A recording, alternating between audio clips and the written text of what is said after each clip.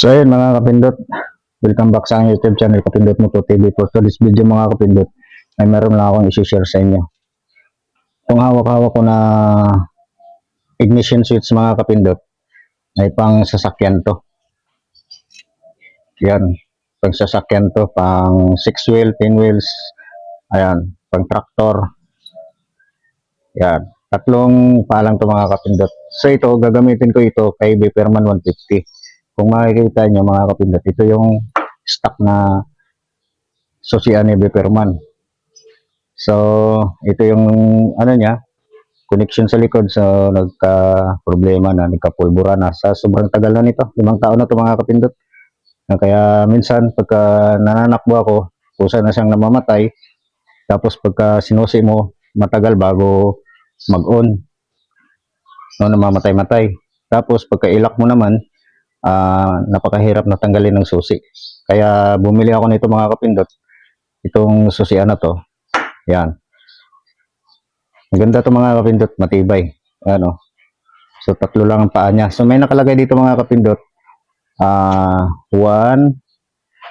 May dinumber to mga kapindot May nakalagay yan dyan na ano, 1. Ayan, 1. Tapos itong isa, ito yung number 2. Ayan, number 2. Tapos number 3. Ayan, number 3. So yan. Naglagay na rin ako ng palatandaan dito mga kapindot. Yung number 1, ito yung ano niya, dulo. So, binalatan ko siya ng maiksi lang mga kapindot. Ayan, maiksi lang yung pagkabalat niya. Ayan, maiksi. Tapos yung number 2 natin, ito, yung wire niya. So, hindi ko siya binalatan. Tapos yung number 3, ayan, mahaba. Mahaba ang binalat ko para madali natin siyang malaman kung saan sa kanila yung number 1, number 2, number 3.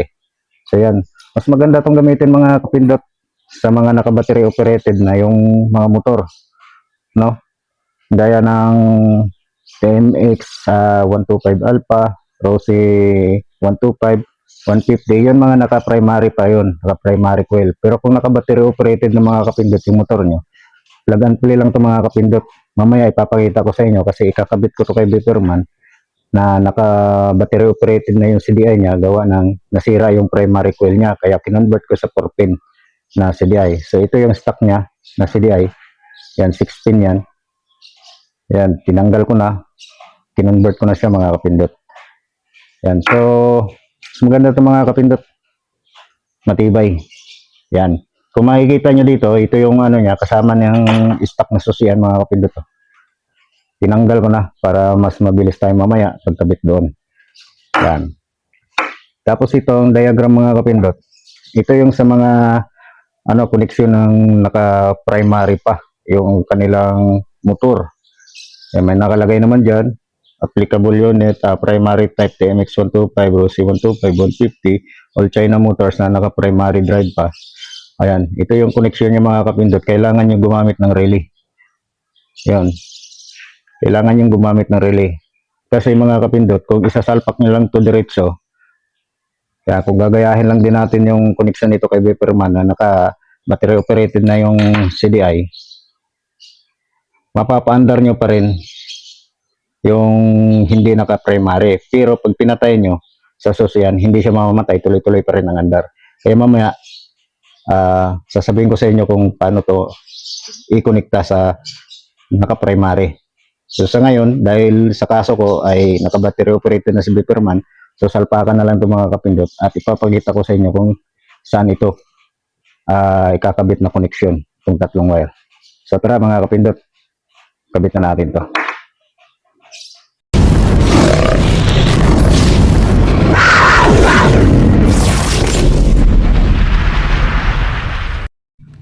So ayan mga kapindot, nai-wiring na natin yung susian natin na pang sasakyan ano.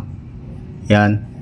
So yung number 1 na ikabit na natin sa positive, yung number 1 ng ating susian nasa positive na. Tapos itong number 2 ng ating susian na ikabit na natin sa accessories wire, yung kulay black. So yan, kulay black na ikabit na natin siya. Tapos itong number 2, number 3 naikabit na rin natin sa positive trigger ng ating starter relay. Ayan, yung dilaw na may lining na red, yan ang number 3 natin mga kapindot. So positive trigger yan ang ating starter relay, kaya dyan natin siya ikinabit. Yan, tingnan nyo, yan lang hanapin nyo mga kapindot. Dyan nyo ikabit yung number 3 ng ating susian sa may wire na yon, yung yellow red. Yan. So yung black na yan, black white, yan yung kill switch ng ating susian, yung sa stock. Yan yung black na wire, black white. So dalawa lang nagamit natin, o dalawa na lang matitira dyan, yung green, ground yun. Yan. So yan na yung connection natin mga kapindot sa naka battery operated.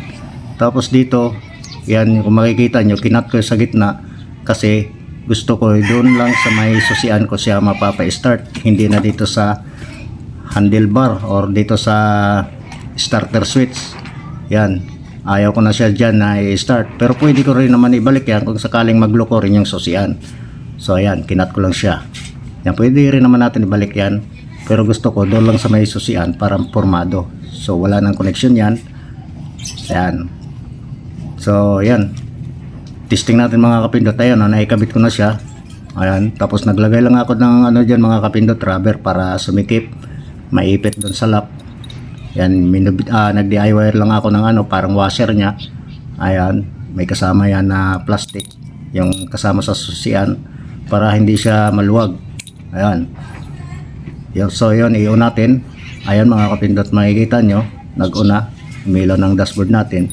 So pag sinagad natin ang pihit yan, andar na ito mga kapindot pag sinagad natin ang pihit. Ayan, di ba? So paanda rin natin mga kapindot, isagad natin ang pihit.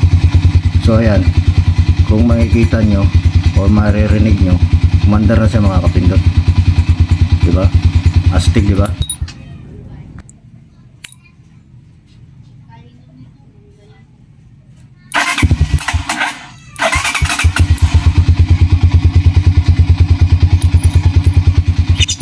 Mga kapindot, astig na, parang expander na yung motor ko na si Beperman. So pwede rin natin patayin yan dito mga kapindot. So ayan, namatay na. So panda rin natin ulit mga kapindot. So ayan, nag-start na siya ulit. So formado na mga kapindot, napakatibay pa nito kasi pang sasakyan to mga kapindot. Ayan, diba? Formado na, dalawang susi niya na kasama mga kapindot. So ayan, yun lang ang connection niya mga kapindot sa mga battery operated, kagaya nitong kay Beperman, battery operated na to.